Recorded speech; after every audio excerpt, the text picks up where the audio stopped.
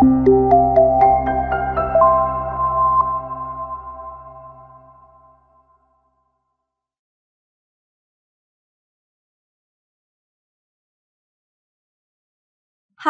it's Raisa Shafira Affandi again. In this module, we're painting pictures with poetic devices. We'll see how tools like metaphors, similes, and imagery make poetry powerful. Let's dive in. Our learning objectives for this module are 1. To gain an understanding of poetic devices that are commonly used to evoke imagery. 2. To be able to identify examples of poetic devices in poetry. And 3. To develop sensitivity to how poetic devices can shape the personal poetry reading experience. How do poems evoke imagery? We've learned that imagery evokes the 5 senses: sight, sound, smell, taste, and touch. But how is language able to do this? Is it just as simple as naming experiences like eating sugar or looking at flowers?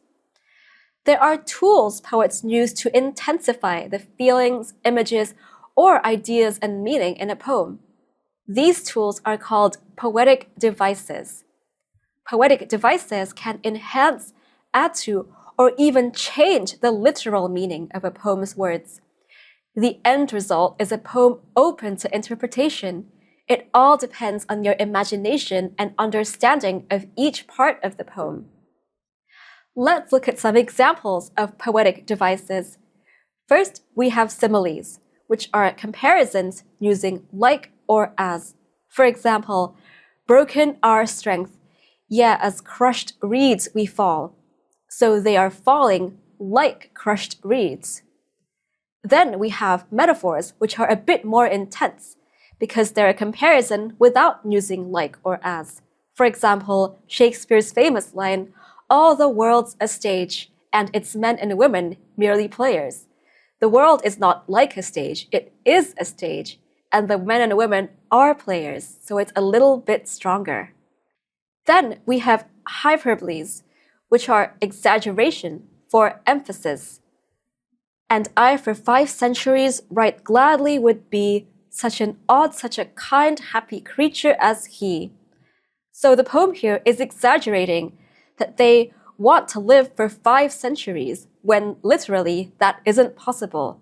This hyperbole shows just how much the speaker wants to be an odd, kind, and happy creature, like the person they are talking about. Then we have personification, which is giving human qualities to inanimate objects or abstract concepts. "Because I could not stop for death, he kindly stopped for me." Here, death is the abstract concept given the human quality of stopping. Next, we have oxymoron, which are 2 opposing words or ideas placed next to each other for a dramatic effect, and they're often paradoxical. For example, sweet sorrow, deafening silence, and calm rage. Those are words that probably have the opposite meaning, but what happens when you put them together? The meaning opens, and it's open for you to interpret by yourself.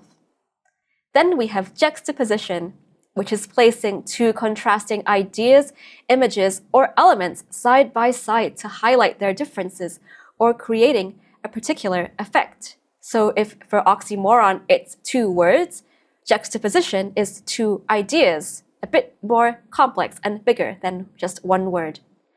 By juxtaposing seemingly unrelated things, poets can invite readers to explore the relationships between those different elements, fostering a deeper understanding and appreciation of the poem's themes.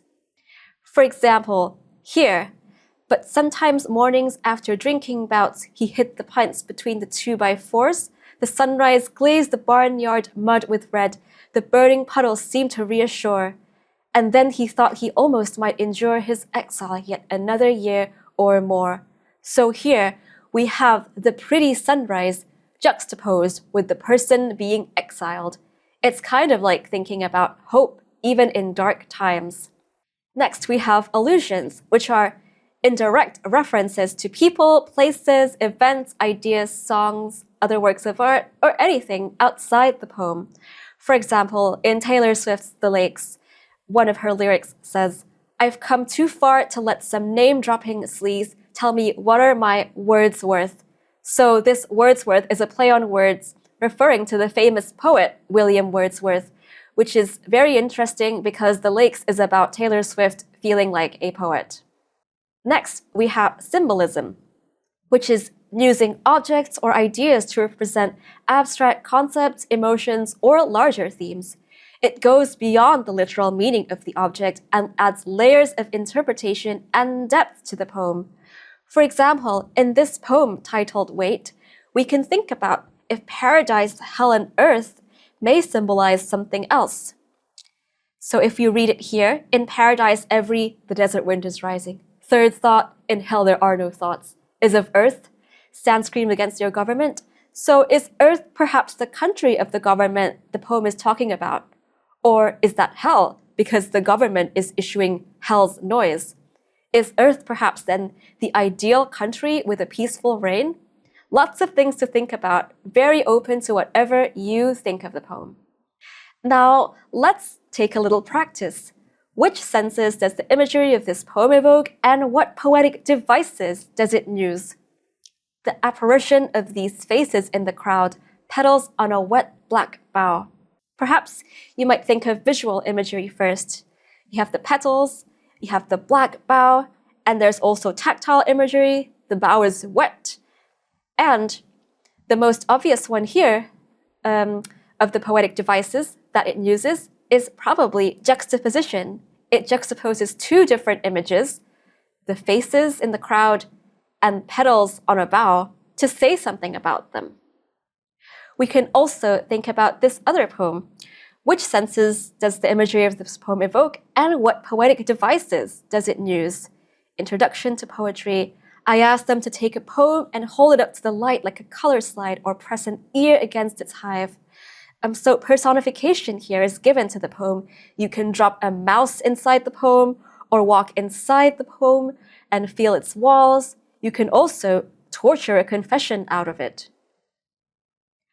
Now, let's review what we've learned. Poetic devices are literary tools poets use to intensify the feelings, images, ideas, or meanings in a poem, often working hand in hand with imagery. They work by enhancing the literal meaning of a poem's words, making it more open to interpretation. Some examples of poetic devices are similes, metaphors, hyperbole, personification, oxymoron, juxtaposition, allusions, and symbolism. Well done! You're starting to see the paintbrushes poets use to create their art. See you in the next session!